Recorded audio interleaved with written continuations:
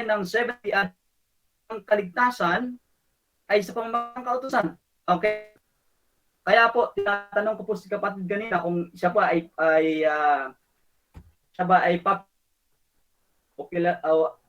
popular dito sa to Christ. Okay. Aklat kapatid, pakibasa mo sa page 70. Sabi dito, 71. Sabi ni Mrs. Salvation by for salvation is the free gift of God to be faith, but obedience is the fruit of faith. You know that manifested our sins in him is no sin. Whosoever abideth in him sinneth not.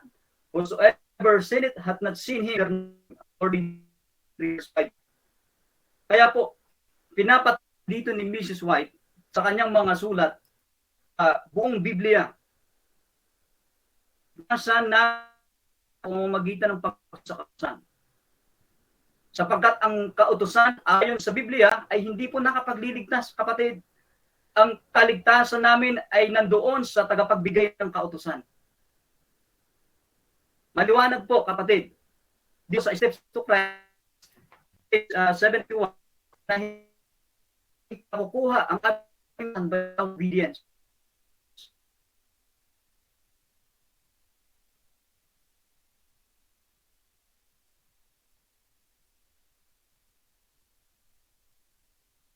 Malinaw po na ang iyong paksa is very, very against sa aming pong mga Adventist. Ano po? Kaya nga po, malinaw na ang iyong paksa ay hindi makatotohanan at hindi totoo. Yan lamang po ay isang allegation nyo lamang po sa amin sapagkat inyo pong nakikita na kami ay sa lahat ng tao. But, sa buong pag-aaral ng mga writings na Ellen White at ng buong Biblia,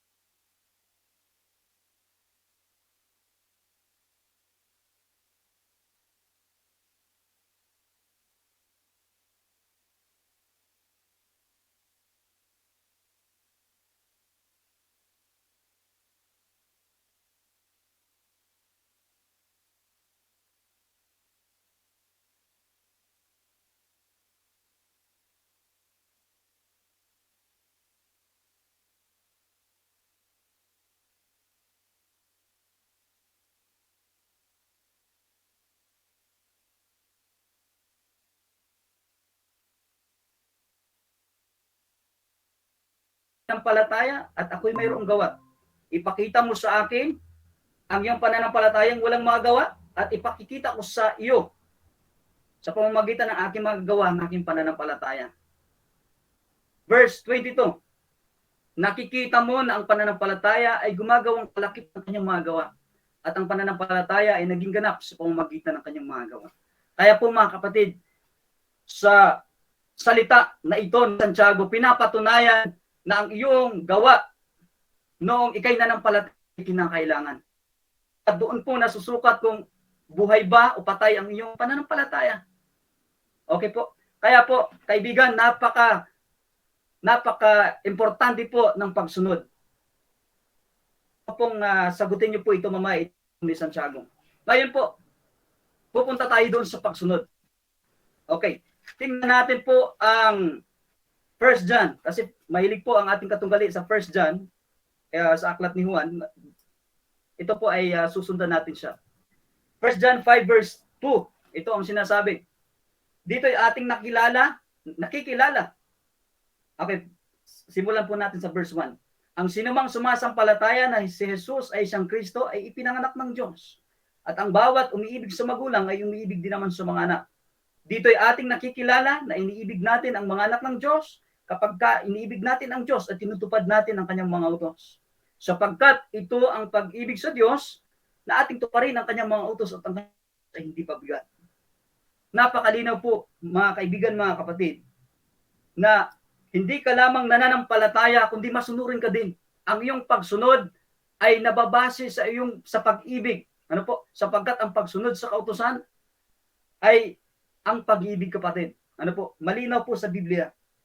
Kaya nga po, anong sabi dito sa 1 2 verse 4 doon sa mga ayaw sumunod sa kautusan? Ito po, bagaman masakit ito, kapatid, ay ito ng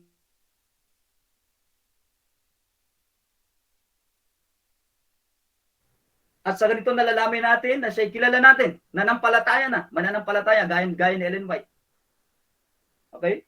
Mananampalataya na. At sa ganito nalalaman natin na siya'y kilala natin kung tinutupad natin ang kanyang mga utos.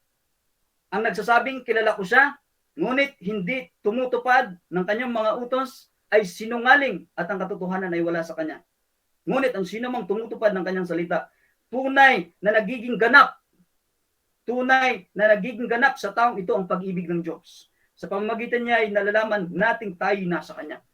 Malinaw po, kapatid, mga kaibigan, na ang pagsunod ay hindi po hadlang sa iyong pananampalataya. Malinaw po, mga kaibigan, na ang pagsunod mo sa Panginoon ay nagpapakita na ang Diyos ay iyong iniibig. But the question is, paano kung ang pananampalataya mo ay walang pagsunod?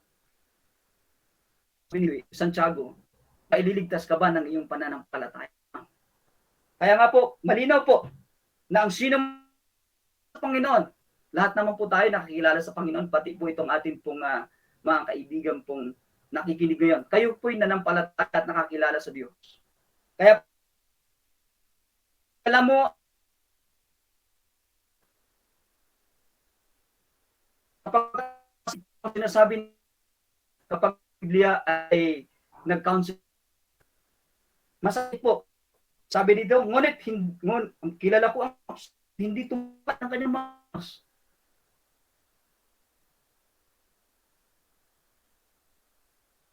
At akin pong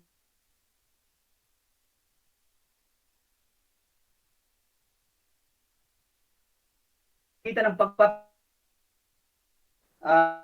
na ito, na ang pagsunod sa amin bilang mga Adventist ay hindi po way ng aming pong kaligtasan. Ito po ay way o sumusunod kami sapagkat kami ligtas na. Malinaw po yan mga kapatid. Our obedience is the result of our faith to Jesus Christ. Kaya po kapatid, ang inyo pong paksang tinitindigan ngayon ay sumasalungat sa iyong sa iyong mga ginagamit ng mga talata. Unang-una, sumasalungat mismo sa Biblia. Sumasalungat mismo sa mga writings ni Ellen White. Ano po? We do not earn salvation by our obedience, kapatid. Kaya, ang masasabi ko lamang po sa ating pong mga tagapakinig at sa ating pong mga kaibigan pong mga baptist ay pagtimbang-timbang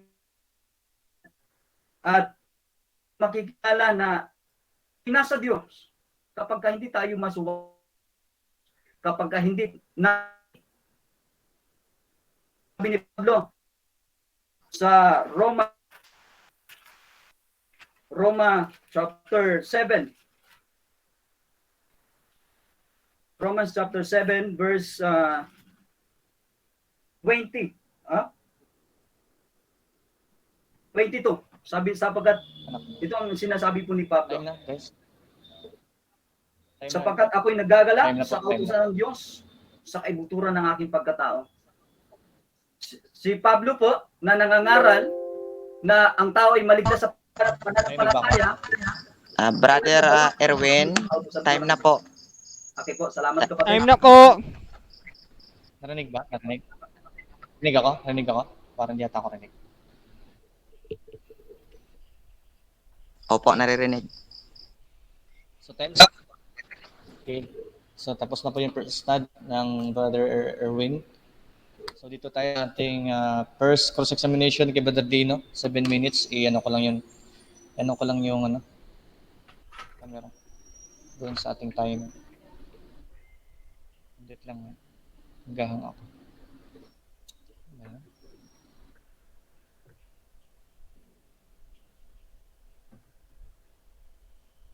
Ayaw gumana. Anyway, sige. Brother Dino, mag-umpisa ka na. 7 minutes. Okay pa. No? Sabi mo, hindi basis ng kaligtasan ninyo ang pagsunod ng 10 utos, binanggit mo 'yan. So ang tanong ko sa iyo, kung hindi ka ba magsunod sa 10 utos, magpakailanman, maliligtas ba? Yes or no? Ang tanong ko kapatid, sumusunod kami 10. Categorical question, please. Kapatid. Sabi mo, hindi based. Okay, sabi mo, kaligtasan ninyo ang pagsunod ng 10 utos kasi sabi mo pa nga masunurin kayo. So tanong ko sa iyo, kung hindi ka ba susunod sa 10 utos magpakailanman, maliligtas ka ba? Yes or no? Ano, kung maliligtas o hindi. Kung hindi pa ako mananampalataya, Hindi po. Categorical ay question hindi po. ako maliligtas kasi hindi ako susunod kasi wala akong Okay, pananampalataya. ganito. Moderator, ano ba yan? Ito yung rules natin. Okay, guys. Ako muna. Oo. Ako muna. Okay, manahimik po muna. Okay, please allow me to address the issue, the problem. Kapag ka wala pong diretsong sagot na oo o hindi, next question po tayo agad. Okay? Para hindi po tayo matagalan. So, kung wala pong direct na sagot na oo, explain, or yes, explain, ang rule natin, next question po tayo agad. So, ang decision ng moderator, next question po siya, dahil hindi po nasunod yung ating rule na dapat categorical before explanation 1 minute. Next question po tayo, ako po yung mag-decide. So, next question, Brother Dino, naka-stop time ka. Okay. So, So ulitin. Next question, ulitin ko no. So ulitin ko, sabi mo, ang 10 utos ay hindi basis ng inyong kaligtasan dahil ika nga masunurin kayo. So kung hindi ka ba susunod sa 10 utos magpakailanman, maliligtas ka ba? Yes or no? Ang tanong ko kapatid, sang-ayon sa inyong tanong, ay hindi ako maliligtas. Ngunit, merong ngunit. Kung ako'y hindi ako maliligtas, Mr. ay, objection, Mr. Moderator, ako po ay sumasagot. Dapat po ay Wala wala. bro din na sumasagot po. Nakakawala po kasi yan ng Moderator, concentration. yung moderator, please. Moderator, please, pagtitigil mo na ng time ko. Yung pasok ng isa, delay yung ano niya. Tapos, Kasi moderator, dapat ang una mismo Mr. Moderator, sinasagot ko po ang kanyang tanong. Nag-ano kasi moderator, no? Wait lang brother Erwin. Sige po. Ito kasi yun. Moderator, siguro pag magsagot ako sa kanya, Brother James, siguro pag sumagot ako, automatic i-mute mo muna yung sayo kasi nag-i-echo tayong tatlo. So, itigil mo na yung time ko. Magtatanong ako kay Brother Erwin. Halimbawa, Brother Erwin, no? Pag nagtatanong ako, i-mute mo muna yung sayo para hindi tayo mag-ano agad. Okay? Para hindi ma-delay o ano. Okay? Moderator, ito kasi yon, no? sige, sige. Kailangan pag categorical question, automatically, categorical muna yung bago magpaliwanag. Hindi yung magpaliwanag ka muna bago sumagot ng categorical, no? Kasi ayon sa rules natin, number 1 yung kanina eh. So ngayon yung tanong ko, sabi niya kasi ang basis ng kaligtasan nila ay hindi pagsunod sa 10 utos sapagkat sila ay masunurin. So tanong ko sa kanya, kung hindi ka ba susunod sa 10 utos magpakailanman, maliligtas ka ba? Yes or no? Okay. Any counter objection, Brother Erwin? Objection ko po, kapatid, ay Ano yun? kapag ako'y sumagot, wag na po sanang magsalita po para hindi po mawala po yung concentration ko po. Okay, so balik ganito yan. Since ang tanong niya is categorical, ang gusto niya kasi hinihingi is categorical muna before anything else. So kahit ano po yung sagot niyo, basta categorical po muna ang dapat masabi, no? Okay po, sasagutin ko na po yung tanong niya po. Sige po. Sige, sasagutin ko po. Ulitin niyo po yung... Categorical. Sige po. Sige po. Ako po'y hindi maliligtas, kapatid. Talagang hindi ako maliligtas kung ako'y hindi susunod sa kautusan. Pero, kung ako'y mananampalataya na, dapat sinasabi ng Biblia, susunod ako sa kautusan. Sapagkat yun ay katungkulan natin bilang tao sa Diyos. Kaya po, kung ang inyong tanong ay kung hindi ako susunod sa kautusan magpakailan, maliligtas ba ako? Ay kung hindi ako mananampalataya or mananampalataya ako tapos hindi ako susunod, hindi po ako maliligtas. Sapagkat mahirap naman, nagki-claim ka na ligtas ka na, tapos pumapat ka pa, nangangalunya ka hanggang namamatay ka, ay delikado ang kapatid ang kaligtasan. Same up. Next question. Okay, next question. Sabi mo ang pananampalataya ninyo ay based sa faith lamang, no? Opo. Kasi sabi mo tamang-tama ang sa Efeso chapter 2 verse 8. Tanong ko sa iyo, tama ba itong sulat ni Ellen White, no? Nasa Spirit of Prophecy volume 4 page 311. Nasabi dito, our acts, words, even our most secret motives all have their weight in deciding our destiny to wear or woe. Tama daw ba ito? Tama yan, kapatid. Na hindi po sa kabigatan ng gawa ng gawa at saka po magpapasya kung ikaw ba'y sa langit o sa impyerno? Yes or no? Tama po yan, kapatid. Okay. Tama yan, kapatid. Sapagkat hindi nagtatapos doon ang iyong kaligtasan. Noong nanampalataya ka, hindi nagtatapos doon, kapatid. Kinakailangan mong isabuhay ang iyong pananampalataya sa pamamagitan ng iyong pagsunod. Sa pamamagitan ng iyong pag-ibig sa iyong kapwa, pag-ibig sa Diyos. Kailangan yun. Huwag mong sabihin na mananampalataya ka na, hindi ka na susunod. Mali yun.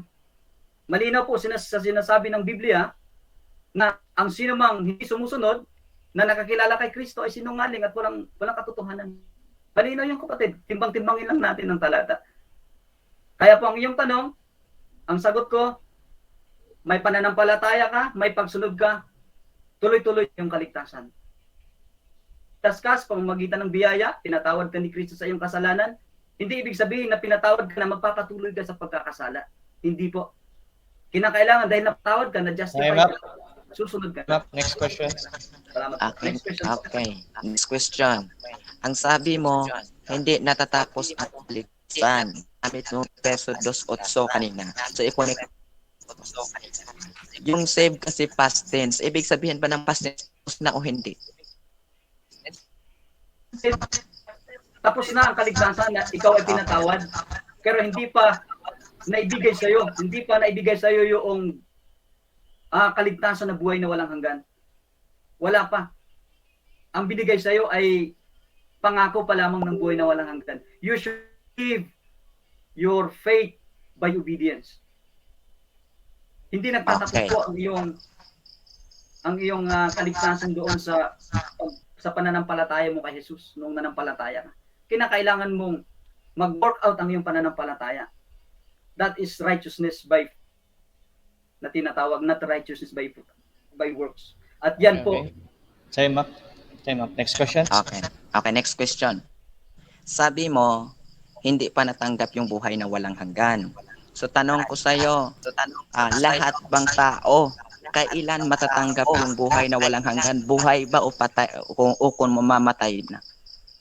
Kapatid, babasa po ako. Ito po ang sagot ko. Categorical muna po. Sayang yung time ko. Excuse me. Again, categorical po yung tanong. Kung ano, pakiulit mo yung tanong. Pakiulit po. Ito. Sabi mo kasi, hindi pa natatanggap yung buhay na walang hanggan. So tanong ko sa iyo, kailan ba matatanggap ang buhay na walang hanggan? nitong buhay pa ba ang tao o sa ikalawang yes or no? Yan.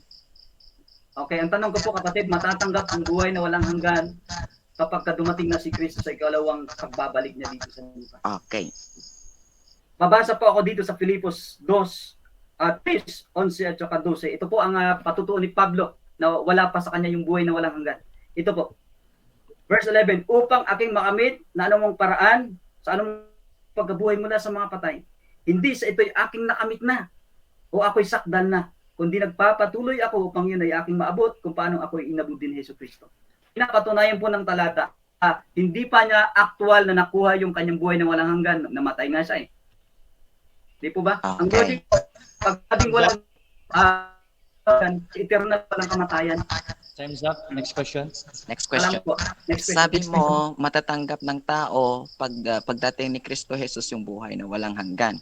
Ngayon, kung may babasa ba ako sa Biblia, natanggap na ng mga mananampalataya yung buhay na walang hanggan mo ngayon, mali ka. Hindi ko po Yes or aminin no? kapatid. Malinaw na sinasabi ni Pablo na hindi niya pa talaga natanggap yung buhay, yung pagkabuhay ng mag-uli. Kasi ang buhay na walang hanggan, mag-i-start yun kapag pinuhay tayo ni Kristo. Doon mag-i-start ang na life. So kung ngayon, natanggap natin ang buhay na walang hanggan, therefore, hindi na tayo mamamatay. Anong temporal death? Diba? Yun ang logic kapatid. Okay. Mayroong sinasabi ang Biblia, natanggap natin ang buhay na walang hanggan, which is assurance. Gusto niyo po na assurance ang Time up. Okay, next question. Ang sabi dito sa 1 John 5:11, no? Ito'y naka-record, 5:11 to 13, ito'y naka-record na. Meron kayong buhay na walang hanggan, tanggap mo ba ito? Yes or no? kapatid? Ang sabi po dito sa 1 John 5:11 to 13, meron ng buhay na walang hanggan sa pamagitan ng pananampalataya kay Kristo. Tanggap mo ba ito? Yes or no? Meron na po tayong buhay na walang hanggan na pangako ng Diyos. Iyon ay nakamit natin. Kasi kung babasahin natin ang 1 John 2 verse 25, Wait at lang, ito moderator, ang pangako please. na kanyang ipinangako sa atin, ang buhay na walang hanggan. Brother Erwin, categorical po yan eh. Kapatid, sabi ko po, hindi pa natin natanggap kapatid ang buhay na walang hanggan sapagkat ipinangako pa lamang ito. Actually, Mr. Moderator, napalayo na po tayo sa paksa eh. Wala na sa paksa yung ating pag-uusapan ngayon. Wala naman, hindi naman osas yung ating pinag-usapan eh. Kaya Hindi, kapatid, sumusunod ay po bumalik ako. tayo doon sa ating pong tema. Salamat po. Sumusunod pa ako based po sa kanyang sa kanyang sagot eh. Okay, alam ko yun. Connected naman yung tanong kasi Sige may po, patuloy na po sa naman tanong. kayo ng buhay na walang hanggan, may ano kayo ng ganong line. So, inalaw ko yun, di ko pinabayaan ko kayo doon kasi I know naman na may connection siya doon sa kaligtasan sin salvation na pinag-uusapan niyo. Ngayon, ang categorical doon, kasi since time na kasi tayo eh. So, mapuputol na yung time. So, magano na tayo, second stud na. Tapos Hindi na po na- ba yung ano? Hindi na sasagutin yun, nakaabot pa naman ako sa eh.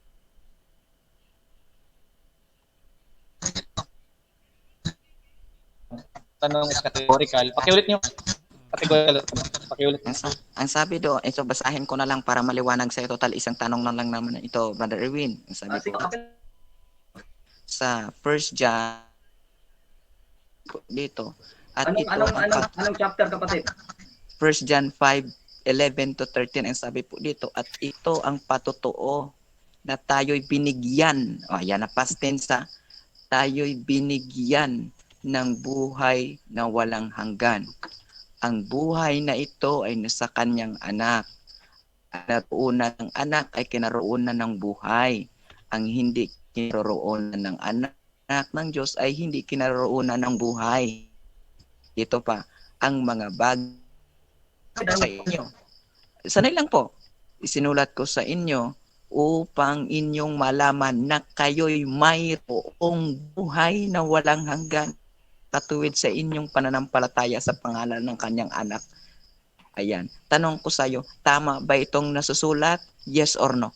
Tama po kapatid ang sinulat po ni Juan, John, na meron na tayong buhay na walang hanggan. Nagkaroon tayo ng buhay na walang hanggan sapagkat tayo na ng palataya kay Kristo. But the actual na pagbibigay ng buhay na walang hanggan ay wala pa sa atin, kapatid. Sapagkat yung Juan na nagsulat dyan sa verse 5 ay siya din pong Juan ang nagsulat dito sa verse 2, verse 25. At ito ang pangako ng kanyang ipinangako sa atin, ang buhay na walang hanggan. Wala ako pangalang eh.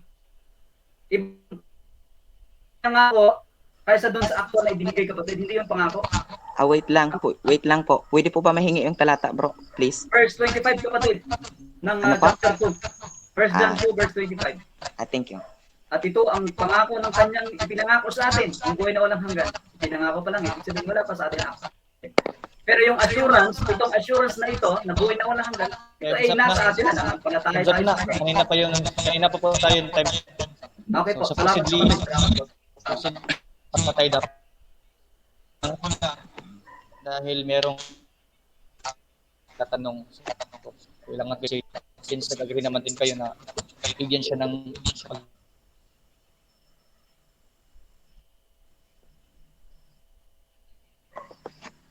paki ano po, start na po yung time ninyo pag nagsalita na kayo.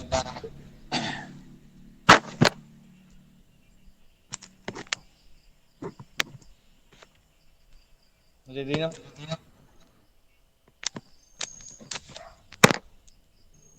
Nakamute ka, pakicheck mo yung... Okay. Okay mga kapatid, no? Nakikita natin.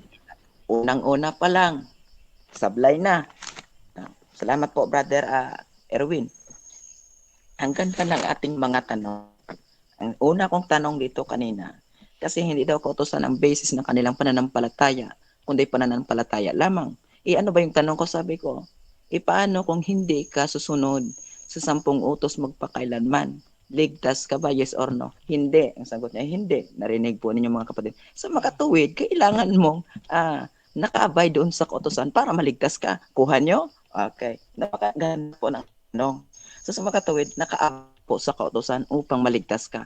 O ano ba yan? Pagsunod ba yan? Yes, pagsunod po yan. Ayan.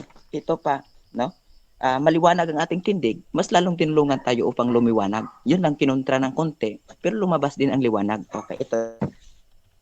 Ang tanong din po natin dito, sabi ko, tama ba dito ang nasusulat sa Ellen White Spirit of Prophecy, Volume 4, page 311? Sabi ko, tama ho ba itong our acts, our words, even our most secret motives? No? Magbabatay ho dito sa bigat, no? Ng ating mga motibo't nagawa po, no? At magde-decide ho dito kung ang destiny mo ay langit o impyerno. Yes daw po, ito daw ang basis. Sa makatuwid, hindi kautusan din po ito. Ano bang acts gawa? Ano bang gawa ng isday pagsunod? Okay? Liwanag ulit. Ito naman. Sabi ko naman dito, sa Signs of the Times, November 15, 1899, part 8, no? Ang sabi po dito, God's law must be obeyed in every particular. It is our salvation to make His law. Tama ba ito? Tama. Ano ba yung obeyed? Ano ba yung obeyed? Pananampalataya lamang, bagong kahulugan? Okay. Sabi niya kanina, no? Dito sa Efeso 2:8, sabi niya hindi pa natapos yung Ito, tinanong ko si Efeso 2:8. Ang ganda ng tanong dito mga kapatid, kung napansin ninyo, ano? Brother Erwin, ang ganda ng tanong dito, ang ganda ng sagot, honest ko po.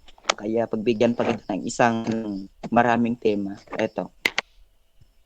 Ang sabi po dito, medyo mas teknolonan ko, pero okay lang din. Ano?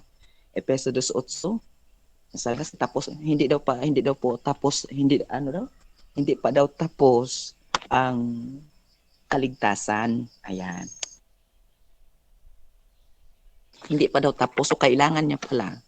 Hindi pa daw tapos ang kaligtasan. Nabigay ng Kristong kaligtasan, sa kanya hindi pa tapos. No? Ito. Sabi ko sa Efeso 2:8, yun bang saved doon sa Efeso, for by grace are you saved through faith? Yung past tense ba tapos na? Tapos na. Sinagot, ang galing niya sumagot. Ito. Sunod. Sunod po. Ang tinanong ko siya ulit, itong challenge niya pala sa akin, nangyari na ba ito? Sabi niya, nung sa Signs of the Times, 15:18-19, itong pagsunod Ellen G. White, mananampalataya na daw si Ellen G. White dito. Sagot ko sa kanya yes, mananampalataya na. Kasi mas nauna yung iglesia niya ng tukod na itayo. Kaysa dito, 1899 ito eh. Sa makatuwid, siya yung founder doon, natural, mananampalataya na. Yan ang sagot ko sa kanya. Ang sagot ko daw, sabi niya, depende. Wala akong sinagot na depende ng ganyan. Kahit din ang video. Yan po, honest po ako magsalita kasi bawat sinasabi ko, sinusulat ko para wala pong lusot. Ayan. Ito pa. Kundi sagot ko, oo. Kasi bago siya, noong 1899 dito na isulat, mananampalataya na siya. Bakit? Kasi ang basis dito na itayo na yung church na siya po ang founder. Okay. Ito pa. Yung challenge niya po sa akin, itong si James. Basahin na itong sa James na ito. Ligtas pa daw. Ano bang kaligtasan ang ibig sabihin dito ni James? Pag-aralan natin mabuti. Ay, balikan natin ang verse 1. Mananampalataya, chapter 1 verse 1. Mga mananampalataya na po yan. Brethren. Ang ibig sabihin dito pag mananampalataya, brethren na po ito. Ay nako mga kapatid, ligtas na po yan. Kung ligtas ka, ililigtas ka pa. Sa bagay, hindi po tayo magdadalawang isip na ililigtas pa lang sa kanila kasi hindi pa daw tapos Pero sa Biblia, tapos na. Baka hindi pa tapos doon sa hindi pa mananampalataya. Ngunit mananampalataya.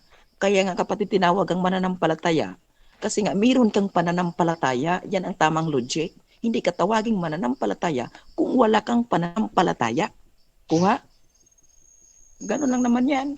So ngayon, ang challenge niya din sa aking isa, na sabi niya po dito, 1 John 2:25, ginamit niya daw ito, tatanggapin pa daw ni Juan. Si Juan daw tatanggap dito. Titingnan natin kung tatanggap nga si Juan.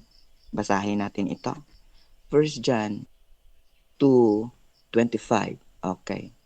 1 John 2. Sabi po dito, at ito ang pangakong kanyang ipinangako sa atin, ang buhay na walang hanggan. Sabi dito, 26, isulat ko sa inyo ang bagay na ito tungkol sa mga ibig magligaw sa inyo. Alin ba yung buhay na walang hanggan na tinutukoy? Ito bang matatanggap ni Juan o natanggap na ni Juan na pinapangaral? Atras tayo ng kunti. Kung cute lang, okay, ito. 22. Sino ang sinungaling? Sabi ni Juan dito. Kundi ang tumatanggi na si Jesus ay siyang Kristo. Ito ang Antikristo. Sa makatuwid ay tumanggi sa Ama at sa Anak. Ayan. Nangangaral para si Juan dito, mga kapatid. Ito pala ay paalaala ni Juan, naalalahanin na mangyayari, mayroon pong magliligaw sa kanila, kaya isinusulat ito. Hindi po ito tatanggapin, itinuturo na dapat ka maligtas, walang ganon. 23, sabi po dito, ang sinumang tumanggi sa anak ay hindi sumasa kanya ang ama, ang nagpapahayag sa anak ay sumasa kanya naman ang ama. Ang ibig sabihin dito, pagkakaisa, kaya nga sabi sa John 14:1, let not your heart be troubled, believe in God, believe also in me. Tanggap mo, yung anak, tinatanggap mo din ang ama. Kung tanggi ka sa anak, natanggi mo ka naman 24. Tungkol sa inyo ang inyong narinig ang simula kung inyo buhay na inyong narinig, kayo na nahan sa anak at sa ama. Narinig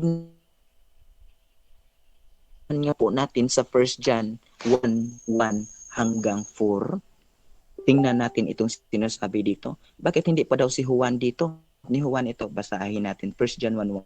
Sabi ni Juan dito, yaong buhat sa pasimula, yaong aming narinig, yaong nakita ng aming mata, yaong aming namasdan at nahipon ng aming mga kamay tungkol sa salita ng buhay. 2, at ang buhay na nahayag ay nakita, pinatotohanan at sa inyo ay aming binabalita. Ang buhay na walang hanggan ng kasama ng Ama na sa atin ay nahayag. 23, at yaong aming nakita at narinig, siya rin na nabalitin nyo upang kayo na may magkaroon ng pagkikisama namin. Oo, at tayo'y may pakikisama at sa kanyang anak na si Hesus Kristo. Ito pala tinutukoy at ang mga bagay nito ay aming isinulat upang ang kagalakan ay malubos. Para pala ito, mga kapatid, sa kagalakan ay malubos. Bakit? Itong hanggan ay nakasama na kayo pala mali. Unawa pala nakasama yung buhay na walang hanggan. Kaya mali din po yung interpretasyon nyo. Namin nyo kanina, inamin nyo, sabi mo, Meron ng buhay na walang hanggan. So, ibig sabihin yung argumento mo, kinontra mo. Ito, nagpahayag ako, kinontra mo. Ngayon, napatunayan ko, kumampi ka na sa akin. Kalaban na natin yung sulat ni Ellen White, dalawa na tayong kakampi. No? Pag nagpapahayag ako, kampi kayo ni Ellen G. White. Ngayon, pag sumagot ako, kakampi na tayo si Ellen G. White ng kalaban natin. Paano na lang kaya kung dalawa na lang kayo magdebate? Ako yung moderator. Pero hindi gano'n, no? Dalawa tayo nga, pagbigyan kita. No? So, ganon pa naman mga kapatid, napakaganda, napakatibay, nakita yung reality ng kanilang doktrina kung ano ba talaga ang sinasabi ng kanilang sulat at ang kanilang foundation ng kanilang pananampalataya. Kung ito ba talaga ay sa pamagitan ng pagsunod o sa pamagitan ng pananampalataya lamang. Ngunit ating napatunayan, based po sa kanilang references, based po sa sagot ng ating maginoong kapatid, si Brother Erwin ng SDA, kakampi ko na ngayon, no? Kakampi ko na ngayon, agree na siya na mayroon na rin buhay na walang hanggan na sulat sa Biblia. Sabi niya kanina, matatanggap lamang buhay na walang hanggan kung bumalik na si Kristo. Bakit itong sa 1 John 5:13 natanggap na wala pa si Kristo balik? No? Naghahanda lang si Kristo doon sa langit, ang sabi dito sa 14:1-6. Naghahanda lang siya doon doon, mini mansion ang sabi doon. Kung babasahin natin, mga kapatid, nakikita na ito talagang tamang aral. Pwede na, tinsap na. Okay, salamat po. Tinsap na tayo. Okay. So, next, last cross-examination ng negative side. Thank you, Bro Dinos. Ayong ano. Okay. Sir Negative, 7 minutes, i-reset ko lang. Moderator, please. No? Moderator, sandali lang po, kukuha lang po ako ng maligamgam na tubig. Masakit talaga nalalamunan ko. Sandali lang po. Sige lang. Ah. Sige lang, hintay ka lang.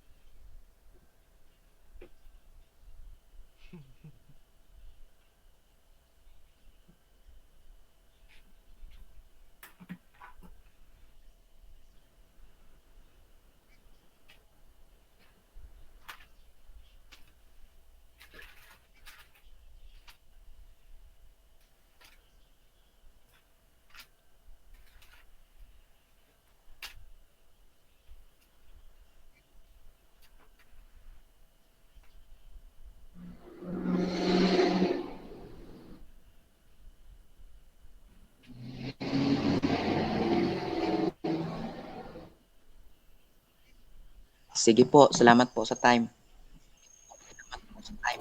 Okay. Brother Erwin, start ka na sa pagkatanong mo. Okay, salamat kapatid sa iyong titindig. Ngayon po, ako ay magtatanong. Ang aking pong tanong ay sinabi nyo kanina na tayo ay mayroon ng buhay na walang hanggan. Ano po? Actually, ang topic natin ay patutunayan mo na ang batayan ng Seventh-day Adventist ng kaligtasan ay pagsunod sa kautusan. So, medyo lumayo na tayo ng konti sa topic, pero susundan ko ang argumento mo since ako ay negative side. Sabi mo, meron ka ng buhay na walang hanggan. Tama po ba? Tamang-tama po yan kasi sabi ng Biblia, nakasulat na, meron kayong buhay na walang hanggan, no? Makita natin yan sa 1 John 5:11-13, John 3:16, 1 John 3:36. Marami po tayong talata dyan. Yan po yung aking sagot. Okay po, salamat po. So, inaamin nyo na talagang bit-bit at dala-dala nyo na yung buhay na walang hanggan mo. Yes po, bit-bit ho namin, hindi lang bit-bit po, na-possess na po namin. Yun lang, ma-enjoy po namin yan. Yes, dito na po sa amin. May enjoy ho namin yan, no? Sa kabilang buhay po. No? Pag mawala na po tayo dito sa mabuluking katawang ito, yan po yung aking sagot. Kapatid, ano po bang ibig sabihin ng eternal life? Eternal life, ang ibig sabihin ng eternal life, yun ay buhay na walang hanggan, no? Hindi na po matatapos, hindi ka na magkakaroon pa ng sakit, hindi ka na magkakaroon pa ng gutom, hindi ka na magkakaroon pa, no? No, kung ano pang dito sa mundong dinadamdam mo ngayon, kundi ang mararamdaman mo ay presensya na ng Diyos. Ma-enjoy mo yan kung sumakabilang buhay ka na. Yan po. So, dahil sinabi mo na possess ka na ng buhay na walang hanggan at bitbit at dala-dala mo na, mapapatunayan mo ba at sasang-ayunan mo ba na hindi ka na mamamatay dahil may eternal at hindi may walang hanggang buhay? Sasang-ayunan mo, hindi? Hindi. Bakit po hindi? Kasi mali po ang inyong interpretasyon sa tinatawag na buhay na walang hanggan. Kasi sa Biblia, ang sinasabi ni Juan, 1 John 5:11, mga buhay pong sinasabihan dyan, hindi mga patay. No? Efeso 1:13, mayroong Holy Spirit, yung mga ligtas na yan, mga buhay, hindi mga patay. Yan ay aking sagot. Yan po ang tamang interpretasyon ng Biblia tungkol sa kaligtasan ng tao. Yan po yung aking sagot. Okay po, salamat po. So, ginagamit, sinasabi mo kanina na buhay yung sinabihan ni Juan, binigyan ng buhay na walang hanggan. Ang tanong ko, kapatid, namatay ba yun o tuloy-tuloy yung buhay nila since sila may buhay na walang hanggan na? Tuloy-tuloy o wala na ba silang kamatayan yung taong iyon o namatay sila after ni Juan? Ano bang sandali lang po, no? Wait lang Brother Erwin, paki-specific na iyong tanong. Ano bang namatay na tinutukoy, yung namatay yung physical o namatay yung eternal life? Paki-specific po. Kapatid, malinaw po yung aking tanong kasi sinabi mo kanina na possess ka na ng eternal life at sinabi mo na yung sinabihan at binigyan ni Kristo ng buhay na walang hanggan na sinabi ni Juan ay mga buhay yun at hindi patay. Ang tanong ko po, yung pong mga tao na sinabi na binigyan ni Kristo ng buhay ng walang hanggan doon sa Juan, namatay ba yun o hindi? Namatay po physical pero hindi namatay eternal. Okay? Kasi, bakit po? Namatay physical at hindi namatay eternal. Kasi sabi ng Biblia, and as appointed unto man, once die in after the judgment. Mamamatay talaga yung tao, yung physical na katawan. Ngunit, no, yung buhay na walang hanggan na natanggap na nila, hindi po yun mamamatay. Yan po yung Okay, next question po. Sinabi mo, namatay sa physical at hindi namatay eternal. Meron bang kamatayan, kapatid, ng eternal? Walang hanggan? Buhay? Ay, meron tayong tinatawag na ikalawang kamatayan, kapatid, no? May eternal punishment din ho tayo, pero hindi ibig sabihin patay ka doon, no? Ibig sabihin ng patay ka, parusahan ang tinutukoy. Pero word for word, meron. Yan po yung aking sagot. Ulitin ko po ang tanong, Mr. Moderator. Ang sabi ko po, yun bang eternal life na sinasabi mo, yung sinasabi mo kanina at hindi namatay eternal, meron bang kamatayan ang eternal life? Kasi yan yung sinasabi mo kanina eh. Malinaw po yan sa... Okay. No? Moderator, no? Kung ating pansinin, binago. Eternal life na. Yung sinabi kanina, eternal. Itong eternal life, walang kamatayan yan. Kasi yung eternal life, mula po yan sa Diyos. Yan po ating tandaan. Kasi mayroon tayong sinasabi na eternal din. Na sa impyerno pupunta. Tandaan ho natin. Pag eternal life, naka-refer lamang sa Diyos yan. Yan po ang dapat natin maunawaan sa Biblia. Yan ay aking sagot. Okay, next question po. Sa Biblia. Yan ay aking sagot. Okay, next question po. Ang tanong ko po ay nasa John. Ginamit niyo po ang John 1:1, 1 John 1:1 to 2. Ang tanong ko po doon, alam niyo po ba ang context nito? Ay, alam ko po yan, no? Word po ang tinutukoy diyan kung ating titingnan, no? Sapagkat Diyos po ni Kristo ang tinutukoy diyan kahit po sa libro pa po ng Juan, pagkat Diyos ni Kristo, yung buhay na walang hanggan, nakasama na nila ni Juan, no? Buhay si Juan diyan pero nakasama nila yung buhay na walang hanggan na sinasabi mo kanina na hindi pa natanggap, na sa huli inamin mo din na natanggap din pala. Yan. Okay. Yun bang salitang buhay na walang hanggan na nakasama nila, yun ba ay tumutukoy sa eternal life, yung buhay na hindi ka na mamamatay, o tumutukoy yun kay Kristo? At tumutukoy kay Kristo at tumutukoy din po 'yan, no? Sa buhay na walang hanggan nating matatanggap. Diyan din po ang kadugtong doon, sa John 3:15 to 16. Si Kristo po ang source of eternal life na ating matatanggap. Kung tayo'y sasampalataya sa John 3:16, magkakaroon ka rin ng buhay na walang hanggan. Yan ay aking sagot. Sige po. Next question po ay nandito sa Santiago kasi sinasabi mo kanina na okay, babasahin ko po. Sabi dito, James 2 verse 14, ano ang pakinabang mga kapatid ko kung sinasabi ng sinuman na siya may pananampalataya ngunit walang mga gawa? Maliligtas ba siya ng kanyang pananampalataya? Ang tanong ko dito kapatid sa iyo, yung bang sinabihan dito ni Santiago ay ligtas na o hindi pa? Ligtas na po ang sinasabihan diyan. Bakit tinawag na nga brethren, kapatid, no? Mananampalataya po yan. Tingnan mo po sa chapter 1. Mga mananampalataya ang account na tinutukoy po diyan ni Santiago. Alam mo ba anong tinutukoy diyan? Justification in the sight of man. Sige nga, ipakita nga ninyo yung pananampalataya, patay. Kung ito ba'y nakakaligtas sa tao, justification in the sight of man. Pag-judge natin yan based po sa ating pananaw, hindi sa pananaw ng Diyos natin. Okay? Next question. Okay, sinasabi mo kanina na yung sinabihan dito ni Juan, ay ni Santiago, mananampalataya na. Ngayon ang tanong, itong tanong ni Santiago, na maliligtas ba siya ng kanyang pananampalataya na walang gawa? Ito ba'y applicable doon sa mga may pananampalataya na sinasabi mong nanampalataya na? Hindi po applicable kasi nga justification sa tao ang tinutukoy diyan, bro. Hindi po sa kaligtasan. No? Justification in the sight of man, not justification in God, no? Nga, bakit po ano bang justification in the sight of God? By faith. Kasi naniwala ka, agree ka nga sa akin kanina sa Efeso 2:8 eh.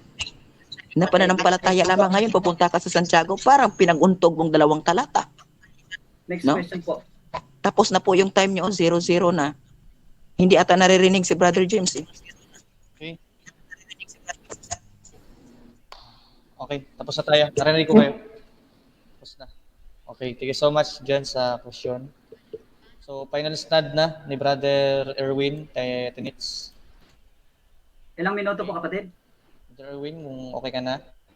Ilang minuto po? 10 minutes yan, alas stand nyo. 10 minutes yan lagi. Sige po, salamat po. Okay. So, muli, nagpapasalamat ako kapatid sa iyo.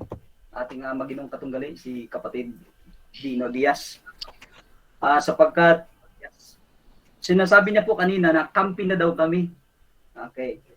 Maliwanag po mga kapatid na he distorted, he misinterpret my point. Sinasabi niya kanina na hindi daw basihan o ang basihan daw namin ang kautusan sa kaligtasan. Ngunit sinasabi po ng Biblia at ng mga writings na Ellen White na sa pamamagitan ng pananampalataya, yung pagsunod namin sa kautusan ay bunga lamang po yun ng aming pananampalataya. Nanampalataya na kami. Yun po ay bunga lamang ng aming kaligtasan. Yan po ang totoo sa amin. Hindi nyo po naitindig ang inyong paksang tinindigan. Actually, kayo po ay medyo humiwalay sa inyong paksa at pumunta na kayo sa salvation. Wala na tayo doon sa main point na ang kautusan, ang batayan ng kaligtasan. Sinasabi nyo kanina na namatay physical at hindi namatay eternal. Ako po ay naguguluhan dito. Tinanong ko po kayo kanina kung yung eternal ba na nasa iyo nadala at sinasabi mong na-possess mo na ay nasa iyo na at hindi na mawawala. At ang tanong ko, mapapanghawakan mo ba na hindi ka na mamamatay since meron ka ng eternal life? Sabi mo, minamali ko ang interpretation sa salitang eternal life. Actually kapatid, sad to say, ikaw po yung nag-misinterpret ng sinasabi mong eternal life. Ano po? ikaw po yung nagmi-misinterpret. Bakit po? Sapagkat pag sinabing eternal life, walang kamatayan yan, kapatid. Walang kamatayan yan. Eternal nga eh. Eternal, everlasting, endless. Yan po ang mga synonymous ng term na eternal, kapatid. Wala nang forever na yan. Kaya, kung itong forever na buhay ay nasa iyo na, dala-dala at sinabi mong na-possess mo na, ay natural, hindi ka na mamatay. Ang tanong, tayo ay meron pang temporal na kamatayan. Therefore, hindi mo pa actual na nakuha yung sinasabi mong buhay na walang hanggan. Kaya nga po, sinasabi ng Juan, ulitin ko po, sinasabi ng ni Juan na ito'y pangako. Pangako pa lang, kapatid, hindi mo pa actual na nakuha talaga yung specific na buhay na walang hanggan. Nagkaroon ka ng buhay na walang hanggan, nagkaroon ka ng pangako ng buhay na walang hanggan in the sense na ikaw ay nanampalataya kay Kristo at naging masunurin sa Kanya. Naging masunurin ka, kapatid, sapagkat ikaw ay sumampalataya kay Kristo. Kaya binigyan ka ng buhay na walang hanggan. Sinasabi mo kanina, ako ay kampi na sa iyo sapagkat sinasabi mo na sinabi ko na meron akong buhay na walang hanggan na natanggap. Ligtas na ako? Yes! Inaamin ko na ako ay ligtas na. Nakamtan ko na yung kaligtasan sapagkat nasa akin na si Kristo. Nanampalataya nga ako kay Kristo eh. Kaya nga ako ligtas na. Noong nanampalataya ako kay Kristo, ako po ay pinatawad niya sa aking mga kasalanan. At yun ay justification. First step of salvation. Alam kong meron kayong doktrina niyan. Justification, sanctification, and glorification. Ngayon, ang estado natin ngayon, Baptist and Seventh-day Adventist, nandito pa tayo sa process na sa ikalawa, sanctification. Wala pa tayo doon sa kapatid, kaya wag mong angkinin, masyado kang excited eh. Wag mong angkinin na meron ka ng buhay na walang hanggan, kapatid. Kasi mamamatay pa tayo eh. Aminin ko, mamamatay pa ako, mamamatay ka pa din. Therefore, wala pa tayong buhay na walang hanggan. Kaya nga, pangako, pangalang eh. Malinaw na pagpangako, kapag dumating yung nangako, doon pa lang niya ibibigay yung kanyang pinangako na buhay na walang hanggan. Kaya nga, malinaw po, kapatid. Kaya, kung atin pong papansinin ang iyong mga sinasabi kanina, ay talagang hindi nyo po naigang inyong paksa. Malinaw po yan. Malinaw po. Kaya po, malinaw ang nasabi din ni Juan na naligtas ang tao sa pananampalataya at kinakailangan ang kanyang pananampalataya ay magbunga. Kinakailangan ang kanyang pananampalataya ay makita sa kanyang pagsunod. Bakit po? Ano po ba ang importansya ng pagsunod sa kautusan? Mga kapatid, nais kong buksan ninyo ang inyong mga aklat at ang inyong mga Biblia sa aklat ng Ecclesiastes 12:13. Ito po ay napakahalaga, kapatid. Napakahalaga na ang kautusan ay kinakailangan sundin. Bakit po? Anong meron dito? Para natin. Ecclesiastes 12:13. Basahin po natin. Paki-mute lang po, kapatid. Nag-e-echo kasi po. Salamat po. 12:13. Sabi dito, ito ang wakas ng bagay. Lahat ay narinig, matakot ka sa Diyos at sundin mo ang kanyang mga utos, sapagkat ito ang buong katungkulan ng tao. Ito ay buong katungkulan ng tao. Ano ang buong katungkulan ng tao? Ang pagkatakot sa Diyos at ang sundin ng kanyang utos. Bakit po? Sapagkat tayo ay nilalang ng Diyos. Aminin mo man sa hindi, na hindi ka nilalang, ay susunod ka sa utos sapagkat ikaw ay tao. Ang logic po, kapatid, ay ang pagsunod sa kautusan ay hindi lamang para sa ilan, kundi ito ay para sa buong tao. Baptist ka man o Seventh-day Adventist ka man, lahat tayo ay kailangang sumunod sa kautusan ng Diyos. Bakit? Ano po ang meron sa kautusan? Ang kautusan ng Diyos, kapatid, ay nagtuturo ng moralidad. Kaya nga po, kung ito'y inyong aalisin, pagkatapos niyong iligtas, pagkatapos kayong i-justify, pagkatapos kayong patawarin sa inyong mga kasalanan, kung hindi mo ito susundin, useless ang pag-justify sa iyo. Useless po pagpapatawad sa iyo sapagkat ikaw ay nagpapatuloy pa din sa pagkakasala at pagsuway. Sapagkat sinasabi ni Juan sa unang Juan 3:4, ang sinumang gumagawa ng kasalanan ay lumalabag din naman sa kautusan. At ang kasalanan ay ang paglabag sa kautusan. Therefore, napakalinaw na dahilan na ito'y ating opsyon o naging katungkulan sapagkat dito nakikita yung prinsipyo ng paggawa ng mabuti at ng masama. Kaya nga kapatid, kung ikaw ay umiibig sa Diyos, ay tinutupad mo ang kanyang mga utos. At yung pag-ibig sa Diyos mo, ang iyong pag-ibig sa Diyos ay patunay yon na buhay ang iyong pananampalataya. Kaya kaming mga Seventh-day Adventists, kami ay nangangaral po sa inyong lahat, sa ating lahat, na kami ay naligtas sa biyaya ng Panginoon sa pamamagitan ng pananampalataya kay Kristo. Aming tinatanggap ang haing pantubos ni Kristo, ang kanyang dugo na nabuhos doon sa Kalbaryo sa cross. Sa pamamagitan noon, napatawad kami. At samantalang kami napatawad, kami ay lalakad sa panibagong buhay at kami ay susunod na sa kautusan ng Panginoon.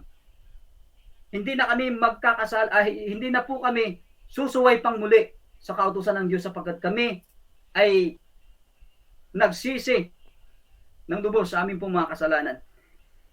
Kaya nga po kapatid, aminin mo man o sa hindi, katungkulan mong sumunod sa Diyos.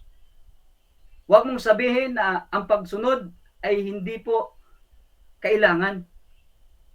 Ang pagsunod sa kautusan ay hindi na kailangan sapagkat ikaw ay naligtas na. Mali po. Ang pananampalataya na walang pagsunod, delikado yan. Ang pagsunod na merong pananampalataya, delikado din po yan. At yan yung nangyari sa mga Pariseo. Sila ay sumunod sa kautusan, ngunit hindi sila nanampalataya kay Kristo. Delikado yan. Tinawag silang kaaway ni Kristo.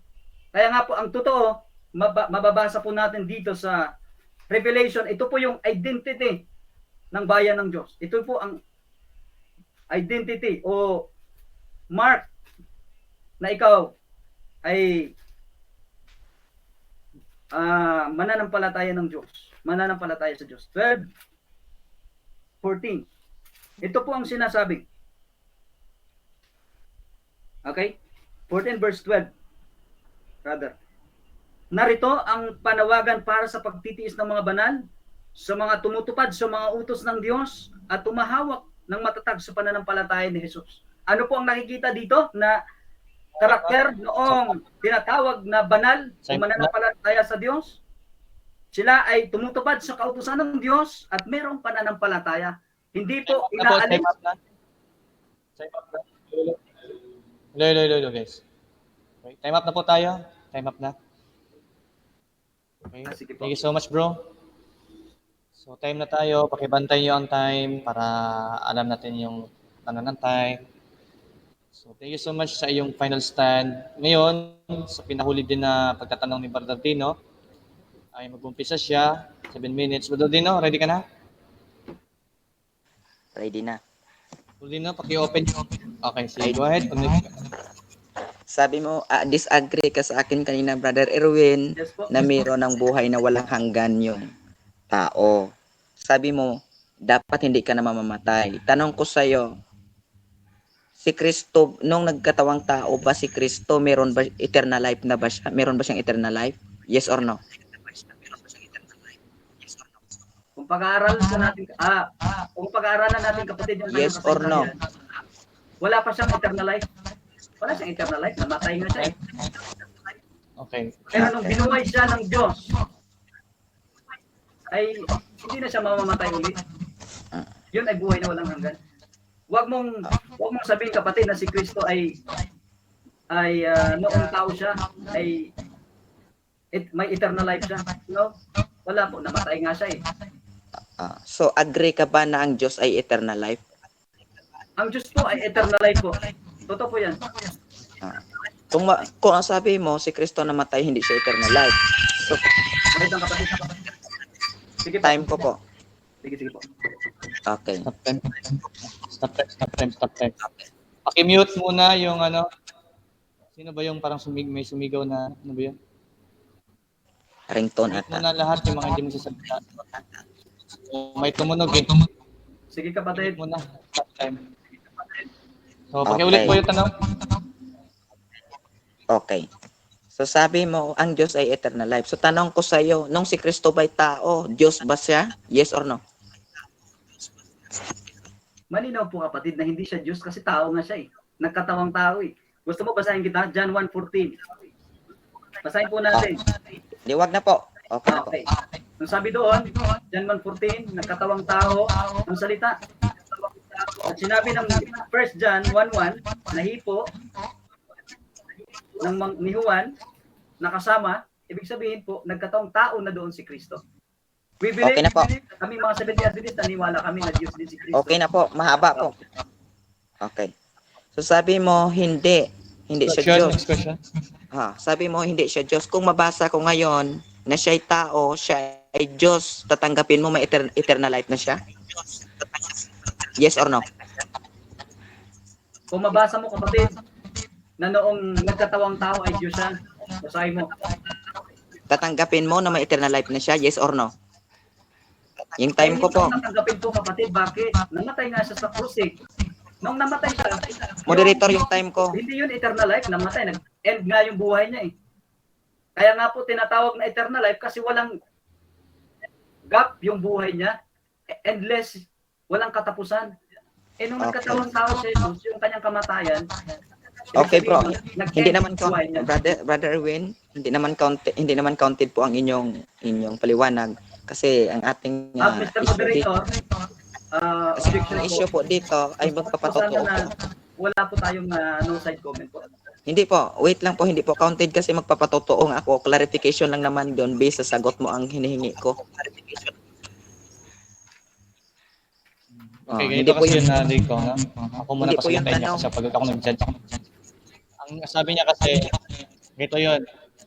Ang tanong niya kasi, kung may mabasa ba siya, tatanggapin mo daw na may eternal life. So, ang trabaho natin, ang respond natin is, oo or hindi, pag wala, next question. Ganun tayo. Hindi pwedeng paliwanag muna, kasi categorical rule nga tayo.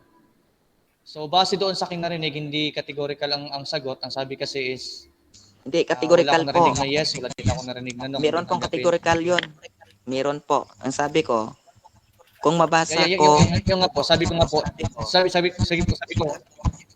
sa kanya, ang yung kanyang sagot, wala categorical. Walang categorical yung kanyang sagot. Yun ang tinutukoy ko. Ngayon, dahil walang categorical ang decision ko, in-next question natin siya. Iulit niyo po ang tanong kapatid. Kasi kailangan Sapagkat ako po categorical. ay sumagot sa categorical question niya. okay. So, ulitin daw, moderator. Sige po, No. uulitin po. So, ganito yun. Para naman po walang bias. Sabi mo, nung nagkatawang tao siya, ay hindi na siya Diyos kasi namatay nga eh. So, tanong ko sa iyo, kung may mabasa ba akong talata na kahit siya'y tao, Diyos pa din siya, tatanggapin mo, meron siyang eternal life na buhay? Yes or no? Hindi ko po tatanggapin kapatid. Okay. Categorical yan, hindi ko po tatanggapin. Bakit? Basa.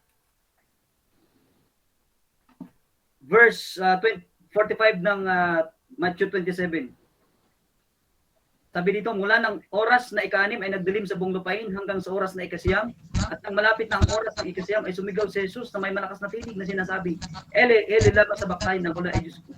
At nang marinig ito ng ilan sa mga kayo roon, okay, sabi dito, verse 50, at muling sumigaw si Jesus na may malakas na tinig at lalagot ang kanyang hininga. Therefore, namatay dito si Jesus. Ibig sabihin yung kanyang buhay ay Time. nag-cut off.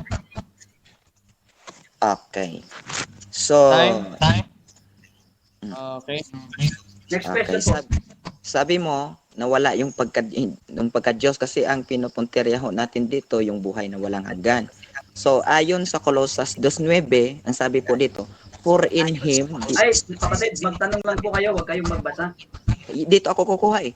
For Ay, in tanong lang him, po kayo, kapatid, that is your Moderator. Wait lang po. Wait lang po muna. Masyado na po tayong may mic. Maari kino-construct pa lang niya yung kanyang tanong. Since nakarating na tayo, bahala siya kung kailan matapos yung kanyang construction, basta tuloy-tuloy yung time niya. Antayin na lang po natin yung kanyang pagtatanong before tayo mag-interact. Ganun na lang, no? So, paki-construct yung tanong kasi kino-construct pa tayo yung tanong. Sige, ulitin mo yung tanong, bro. Naka-stop time ka muna.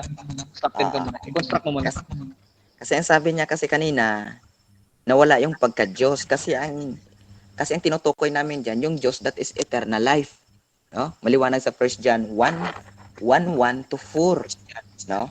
So ngayon dito sa Colossus, yung ang pagka-Diyos na tinutukoy dito that is eternal kasi Diyos nga eh. So ito, sa Colossus chapter 2 verse 9, ang sabi po dito, nawala daw yung pagka-Diyos kasi namatay nga eh. So Colossus chapter 2, tao siya eh. For in him dwelleth all the fullness of the Godhead bodily. Tama bang nasusulat dito, Brother Erwin, sa Colossus chapter 2, verse 9, na siya ay tao, na sa kanya pa rin ang kapuspusan ng pagka-Diyos? Yes or no? Tama po ang talata, kapatid, na sa kanya ay nananahan yung pagka-Diyos. Yung karakter ng Diyos kasi hindi nga siya nagkasala eh. Pero hindi ibig sabihin nun na yung pagka-Diyos na walang kamatayan ay nasa kanya, hindi po. Namatay nga siya eh. At pangalawa, siya ay naging tao. Tao siya nga eh. Iba yung pre-human existence niya. Yun yung Diyos. Yun yung pagka-Diyos niya. At nang naging tao siya, hindi sa Diyos yun. Kaya nga, nananahan lang sa kanya. Ibig sabihin, nakikita sa kanya yung karakter ng Panginoon. Kaya nga siya sumusunod sa kautusan eh. Sumusunod siya, hindi siya masuwayin. At sinabi ng 1 Peter 2 verse 21, kung hindi ako magkakamali, ay binigyan niya tayo ng halimbawa. Sandali lang. Director, bakit ang bilis ng time Okay, ko? next question. Ang laki na talagang nawala sa time ko. Oh. Ay kapatid, objection po, Umiikot. moderator.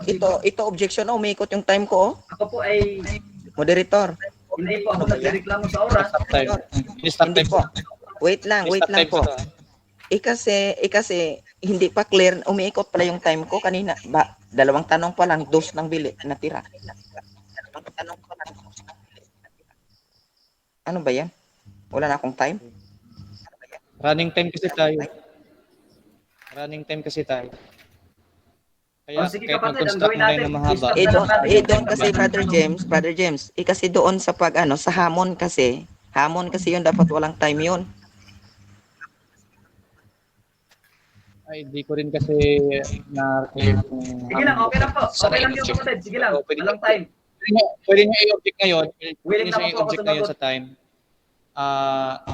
Kung hamon, di ba, kung magsabi kayo ng hamon, so stop din ko siya ngayon. Pagka sumagot niyo yung sa kabila, saka ko napaanda rin. Pwede ganun. So, stop din ko muna kung meron kang gustong challenge. Ilan ba yung time namin? Ano ba yan? 7 minutes ba yan? 7 minutes yan, 10 seconds kasi. Grabe, ang layo pa, ang laki ng ano. Okay. Oo. Wala, dalawang tanong. 3 minutes agad. Okay. So, ito, na-over siguro sa paliwanag, bro. Titingnan mo ng konti. Ang laki talagang wala. Akalain mo pala, 1 minute yung sagot, ilan na pala yung natira. Dapat malaking time yan. Kapatid, meron din po akong relo dito. Nagtumitingin din po ako. Sakto po yung aking Oo tanong. nga, Brother Erwin, kaya nga nililiwanag ko ngayon. Hindi kita dinadaya sa time. Ah. Ay, wala pong problema, kapatid. sa time. Kinaklarify ko po. Okay po, next question po. Okay, next question. Ito. Stop time yan. Sige. Sabi mo kasi kanina, hindi maliligtas yung hindi sumusunod sa kautusan. So tanong ko sa iyo, yun bang kumakain ng paniki hanggang wakas maliligtas ba yan? Yes or no? Kapatid? Yun bang kumakain ng paniki, magpakailanman, maliligtas ba yan? Yes or no? Hindi po maliligtas, kapatid. Ngunit, merong bakit. Bakit po? Yung taong, yung mananampalataya na iyan, na kumakain, ibig sabihin, walang transportation, walang transformation sa kanyang buhay. Kapatid, matapos mong matanggap ang katotohanan, you should live in that truth na natanggap mo. Kaya nga ang kaligtasan, sumunod ka man o hindi sumunod, manampalataya ka man o hindi o manampalataya, Time. tayo ay Time. Next question. Okay, next questions, question. please. Kung kumain ka ba ng baboy hanggang wakas, maliligtas ka ba? Yes or no? Yes or no? hindi po. Basa po natin ang Isaiah 66. Basahin po natin, kapatid, ang Isaiah 66 verse 20. Okay, ito po. 15 to 17. Sapagkat ang Panginoon ay darating na may apoy at ang kanyang mga karwahe ay gaya ng ibo-ibo, magigawad ng kanyang galit na may puot at ang kanyang saway na may ningas ng apoy. Sapagkat sa pamamagitan ng apoy ay ilalapat ng Panginoong hatol at sa pamamagitan ng kanyang tabak sa lahat ng mga tao at ang mapapatay ng Panginoon ay magiging marami. Sino sila? Silang nagpapakabanal at nagpapakalinis upang pumaroon sa mga halamanan na sumusunod sa nasa gitna na kumakain ng laman ng baboy, ng kasuklang-suklang at ng daga. Sila'y sasamang darating sa isang wakas, sabi ng Panginoon. Time. Next question. Okay, salamat Time. sa Next question. Okay, salamat. Okay, salamat sa Next magandang question, next sagot. No? Yun bang hindi ka mangingili ng sabat hanggang wakas, maliligtas ka ba? Yes or no? Kung ikaw ay mananampalataya na, kapatid, at hindi ka mangingili ng sabat, ay Moderators, your salvation is moderator, questionable. moderator, Time up. categorical po yan. Categorical po, yes or no? Ang counter-objective po, ang aking pong sagot po ay categorical in essence. Hindi Alam po mo naman essence. Wait lang po. Gusto ko po kasi marinig. Ang gusto ko po kasi, ang role po kasi dito, kailangan marinig po yung yes or no dun sa categorical. So, hindi pwede explanation muna. So, kailangan talaga categorical tayo. Since wala categorical, next question tayo ngayon. So, naka-stop time po to. Yung question niya, tuloy-tuloy pa rin to. Next question tayo. Kasi walang sagot Wala akong narinig na yes or no ba siya. Ano. Sige po, sagutin ko po ngayon. Next question natin. Ulitin po ang inyong tanong, kapatid, sa sagutin ko. Categorical po. Okay. Stop time yan. Okay. Yung tanong ko kasi, kung hindi ka ba mangingili ng sabat hanggang wakas o magpakailanman, maliligtas ka ba? Yes or no? Maliligtas ka ba? Yes or no? No, kapatid. Bakit po? Sapagkat ako'y nanampalataya na, alam ko ng katotohanan, tapos hindi ko susundin, hindi ako mamumuhay sang-ayon sa pamantayan ng Diyos, delikado po yun, hindi po ako maliligtas nun. Ibig sabihin lang na nagpapatuloy ako sa pagkakasala at paglabag at wala namang maligtas na malabagin, kapatid. Ang maliligtas lamang ay yung may pananampalataya na masunurin at may pag-ibig sa Diyos. Kaya huwag mong sabihin sa akin na hindi ako maliligtas ako kahit ako'y lumalabag. Delikado yan. Hindi yan aral ng Biblia. Okay, next question, no? Pag hindi ka ba Last sumunod, pag hindi ka ba Last sumunod, one. okay, pag hindi ka ba sumunod sa mga kautosang ipinapatupad ng SDA, maliligtas ka ba? Yes or no? Ng SDA, maliligtas. Actually, kapatid, hindi po ako maliligtas. Sapagkat wala naman ang SDA, hindi naman Diyos eh. Ang susundin ko yung utos ng Diyos. Kasi siya yung source of salvation eh. Since ang Diyos ay source of salvation, yung kanyang ginawang batas o pamantayan para lakaran noong kanyang niligtas at pinatawad, ay susunod ako doon. Pero sa tanong mo, sa batas ng SDA, hindi po ako maliligtas, kapatid, sa batas ng SDA. Sa pagkatao lamang yan. Pero ang essence, yung batas ng Diyos ay itinuturo ng SDA. Itutuwid ko lang po, ikaw kapatid ha. Kasi kaming mga SDA, wala kaming batas na sa aming ganang sarili para kami ay maligtas. Ang sinusunod namin yung batas ng Diyos na siyang itinuturo ng Biblia at itinuturo ng SDA. So sumusunod kami sa kami naligtas na, pinatawad ni Kristo. Ngayon susunod kami sa kautusan ng Diyos, sa kautusan ni Kristo.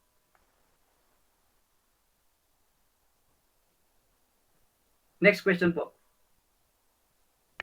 I'm na po.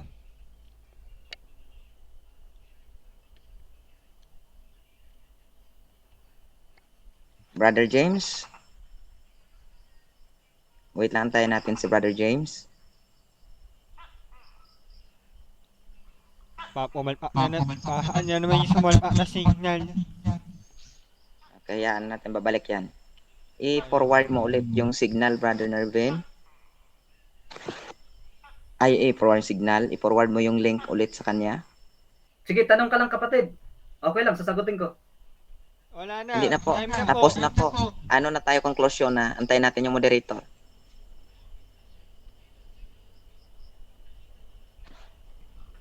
Ako na unlog na ay. Nakabisip na. Kanina pa unlog na to ah. Bro Nervin, pakimute mo yan.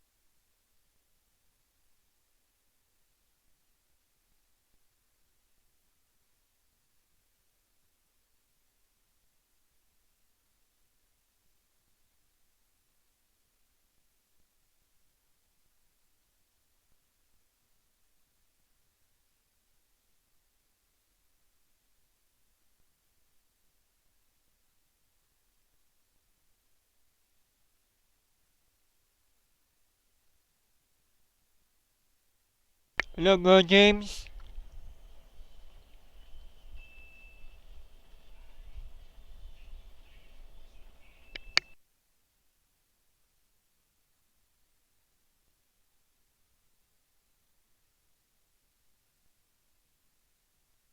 Nakamute ka, Brother James. Pa-record na ba? Para i-conclusion na natin. Automatic naka-record to, Brother Nervin. So, Nervin, Yes po. Yes po. Yes po. Okay, so thank you. conclusion na tayo. Ang mauna sa conclusion ay yung negative. Bro, Erwin, kang 5 minutes.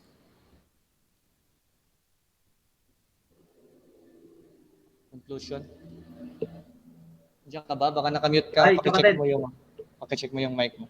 5 minutes for conclusion. Ikaw mauna kasi ikaw ang negative. So, formative yung nauna sa presentation. So, ikaw po yung mauna sa 5 minutes. Di po ba ang affirmative yung mauna? Kasi siya yung nauna kanina eh. Ang debaters convention kasi pagka affirmative ang nauna, negative yung mahuli. Pero depende yun sa inyo kung gusto niyo magkasundo Kasi diyan. affirmative sa kapatid eh. Negative ako. Dapat ako ang mahuli kasi ako yung negative eh. Okay lang din, Brother Erwin. Wala naman pong distinctions or ano dyan. Wala namang bearing, no? Okay bro. Dino, ikaw mauna bro, Dino. Okay, no? May time na ba? Ayun. Okay na ba? Start na ba? Start lang. Ayan. So, go ahead. Go ahead, bro. Bro, Dino. Wait lang, pinaalis ko lang. Okay. Pinaalis. Okay, mute na lang, Brother James. Okay. Paki-mute na lang, Brother James. Okay. Sa ulitin ho, mga kapatid, maliwanag pong ating tinitindigang tema. Napakatibay po Kumbaga, bakal na ang foundation niyan ay simento. Kahit banggain mo yan, magkakabukol ka lang, hindi mo yan maitutumba. No? Ganun po ang ating tindig na pakatibay. Napatunayan natin mula po sa ating references sa mga sulat ni Ellen White, sa sagot po ng ating kapatid na si Brother Erwin, kung ano po ang kanyang pananampalataya. No? At ito pa ang pinaka maganda mga kapatid, na ang basis ng kaligtasan ni Brother Erwin ay nakasandal lamang sa paniki. Pag kumain ka ng paniki, hanggang wakas, hindi ka maliligtas. Sabi mo, hindi ka utusan. Ngayon, pag kumain ka dito, nalabag mo yung Old Testament, hindi ka na ngayon maligtas. Hindi, tama ako. Kampi na tayo. Sabi ko na sa'yo kanina, magkakampi na tayo eh. Dinideny mo na ako ngayon. Ngayon naman, pinatunayan mo, kakampi mo na ako. Ayan, magkakampi na talaga tayo. Ito pa. Nakasandal ulit yung kanyang kaligtasan sa baboy. Bihirang maniligtas ito, paniki at baboy. Ito. Pag kumain ka ng baboy, ang sarap pa ng lechon, ano. Pag kumain ka ng baboy, hindi ka rin maliligtas. Ito pa. Pag hindi ka rin mangili ng sabat, hindi ka rin maliligtas. Ayan. Alin pa? No? Pag hindi ka rin sumunod sa fundamental belief ng SDA, hindi ka rin maliligtas. Bilangin nga natin yung kanilang maliligtas. Paniki, baboy, sabat, fundamental belief ng SDA, hindi din daw siya maliligtas eh. Ang daming maliligtas, 4. Dagdagan natin si Kristo. 5 na. At meron din tayong referensya pero maliit na ating time. Si Ellen G. White, sana maliligtas din nila yan. Meron akong sulat din yan. Na? Ito. Pinapatunayan niya, sabi niya, wala daw tao, no, na mayroong eternal life, buhay. Meron po sa Biblia, maliwanag eh. 1 John 5:13. Sinungaling kung ganun ang Biblia. Sinungaling kung ganun si Kristo. Ang sabi sa John 3:16. No? For God so loved the world that He gave His only begotten Son, that whosoever believeth on Him should not perish but have everlasting life. Pag sumampalat, past tense kaya yan. Yung believe. Pag sumampalataya ka, ay magkakaroon ka ng buhay na walang hanggan. Ang sabi dito, magkakaroon. Base Epeso naman, 1:13, nang sumampalataya ka, after mo sumampalataya, tinatakan ka ng banal na espiritu. Ano ba yan? Eternal din po yan. Meron ba? Meron. After na ikaw po sumampalataya.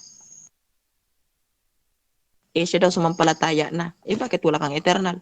Mali po kasi yung Diyos mo, paniki, baboy, sabat. Kaya walang may bigay sa'yo ng eternal. No? Ito pa. Si Kristo daw, hindi daw nakikita ang pagka-Diyos ni Kristo kahit siya nagkatawang tao. Hindi niya ata binasa yung pinatay sa laman. Bakit sinabi sa Biblia pinatay sa laman? Kasi hindi siya namatay sa espiritu. Ano ba yung espiritu? Tao ba? Ano ba yung espiritu ba ng tao? Yun hindi. Espiritu. Diyos po yan, si Kristo. No? Kaya maliwanag po dito, mga kapatid dito na nakikinig, Hebreo 10:5, pumarito sa laman. Ayan. Pumarito sa laman. Sabihin mo dito, hindi pala, ano yun. Lalabas dalawa yung Kristo mo. May distinction yung Kristo mo. Separar yung espiritu niya sa laman, sa katawan. Pumarito sa laman. Yung tao, ang sabi dito doon, na hindi naniwala na si Kristo ay pumarito sa laman ay antikristo. Okay? At ayon sa Colossus 2:9, ano ba doon ayon sa Colossus 2:9? Puspos. Ano bang ibig sabihin ng puspos? Wala yung pagka-Diyos? No? Tumatahan? Wala ba yan doon? Ano ba yan?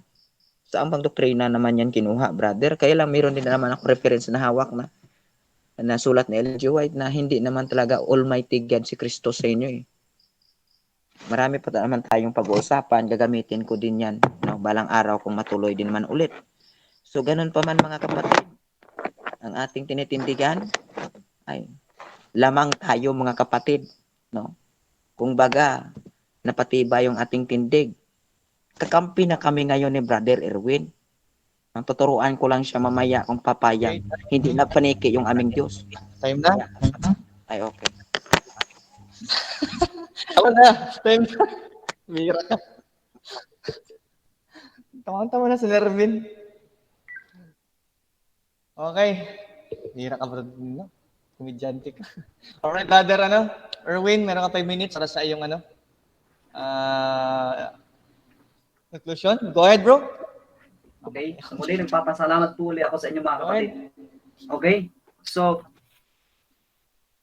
sa kanya pong tinindiga, sa kanyang paksa, ulit babasahin ko po, papapatunayan niya na ang batayan ng SDA ng kaligtasan ay ang kautusan.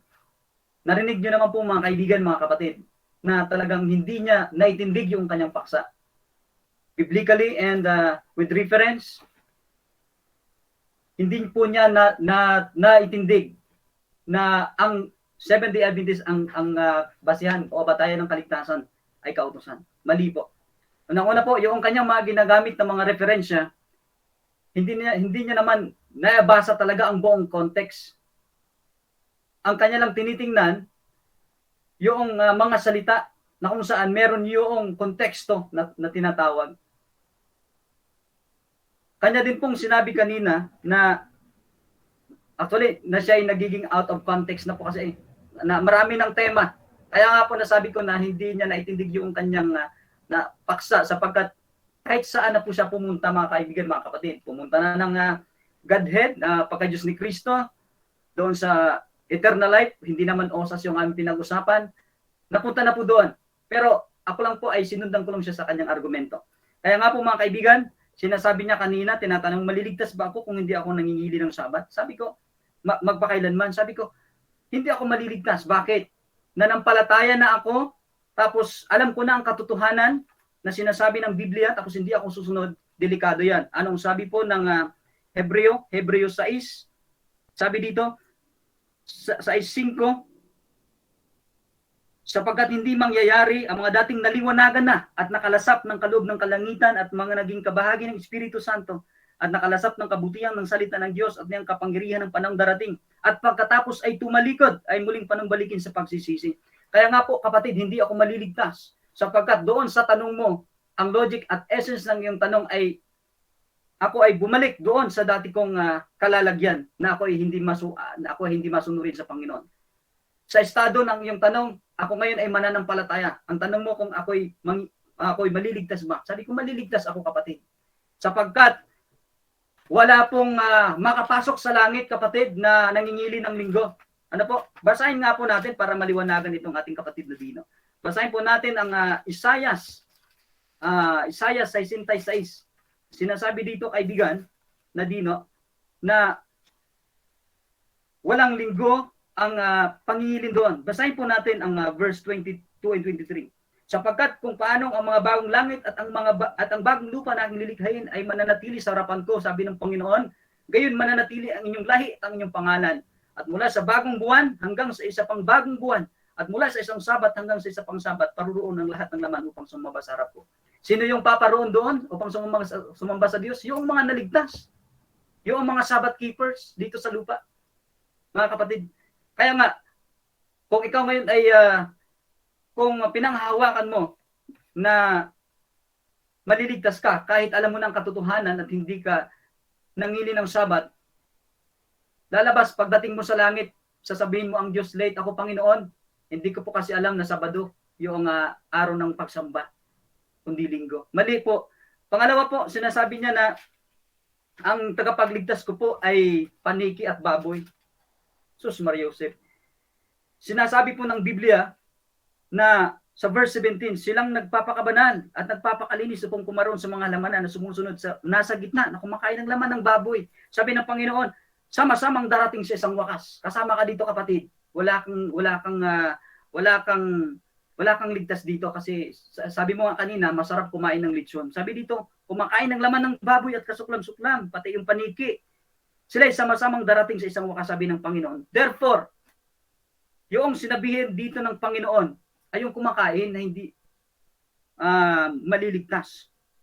Alam ng mga taong ito na ang katotohanan, ngunit kumakain pa rin. sinusuway pa din ang Diyos. Naligtas ka na nga, hindi ka namumuhay ng pagiging ligtas, kundi naging masuwayan ka, sabi ng Panginoon, darating ka sa isang wakas. Papatayin ka ng Diyos. Sinasabi niya na ako'y kampi sa Kanya. Nako, delikado yung kapatid. Magkaiba tayo ng isdan. Ina-interpret mo lang ang aking mga answers sa iyong mga katanungan. Actually, yung inyong mga tanong ay napakababaw at kung minsan very illogical. Ano po? At you misinterpret my answer. Bakit po? Hindi ko naman sinasabi na uulang merong bakit, merong pong pero o merong ngunit sapagkat hindi po ako sumasang-ayon sa iyo pong mga katanungan at sa iyo pong pagsatinitindi. Kaya po, Time up na po tayo. kaya po, Time na po, 0-0 na. Okay. Maraming salamat, Brother Erwin. 1 minute para sa inyong pinakahuling tawag niya. Magpapasalamat or pagpakilala kung may mga gawain man kayong online o group ministry. So, meron po kayong opportunity para ipakilala po natin. Kasi ipopost po natin ito sa YouTube. Tapos, isi-send po na lang natin kay Brother Erwin sa ang part ng ating debate. Okay, sige. 1 minute para kay Brother Dino siguro mauna. O mauna sa sino po mauna? Okay po, ako po. Ako na lang po. Okay, so Sige po, Dino. Una. Wait lang Una po. po. Anak mo 1 minute. Okay, no? Una-unahan po, nagpapasalamat po ako kay Brother Erwin. Brother Erwin, salamat po, no? Iniwan mo yung trabaho para po sa makapag-usap lang po tayo tungo po sa inyong aral. At maliwanag naman ho sa tao, no? Bahala na po silang tumanggap kung alin po para sa kanila ang totoo, kung alin din po para sa kanila ang hindi totoo, no? Hayaan na natin sila magpasya. At nawa po ang katotohanan po mga kapatid, pag-ibig sa bawat puso ho natin, yan po ang maghahari ngayong gabi. Hindi po ang ating pride, hindi po ang ating panunuligsa po sa bawat panig. Igalang po natin ang kanilang pananampalataya, no? Igalang po natin ang kanilang personal na buhay.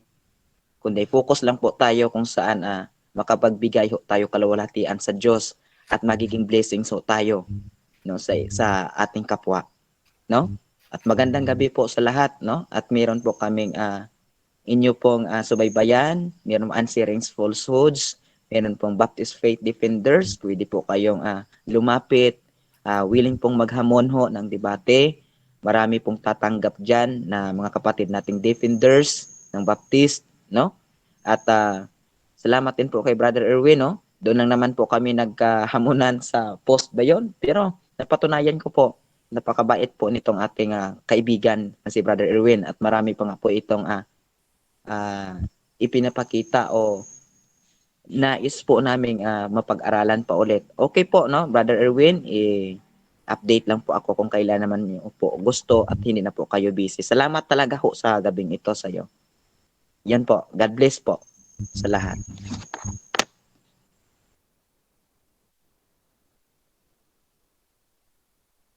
Go po, Brother Erwin. sige po.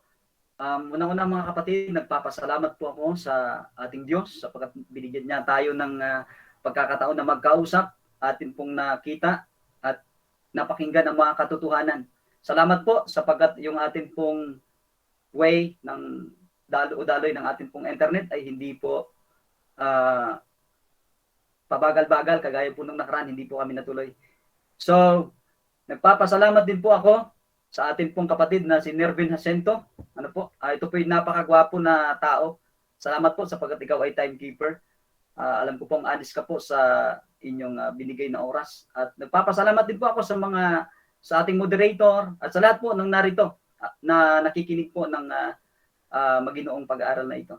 Ako po ay nagpapasalamat din sa ating mga kapatid na nakikinig. Inyo pong pagbubulay-bulayan mga kaibigan, mga kapatid, kung ito bang aral ng ating kapatid na ito ay nasa tama o nasa mali. Kayo po ang bahalang pong maghusga sapagkat meron po kayong free will. Ano po? At nais ko pong sabihin po uli na Maraming salamat at nawa ang pagpapala ng Diyos ay ating pong patuloy na makamtan. At kung kayo man po ay gustong makipag-aralan, makipagtalakayan, o magbigay ng katanungan o mga tanong, pumunta lang po kayo sa pag-aralan natin.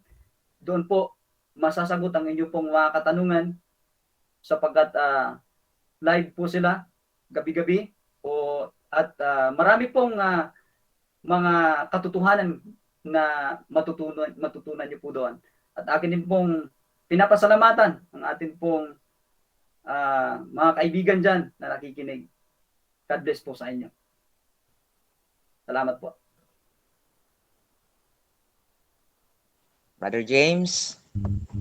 Okay, thank you bro. So dyan po nagtatapos ang debate po ng ating mga kapatid, si Brother Nino ng Baptist.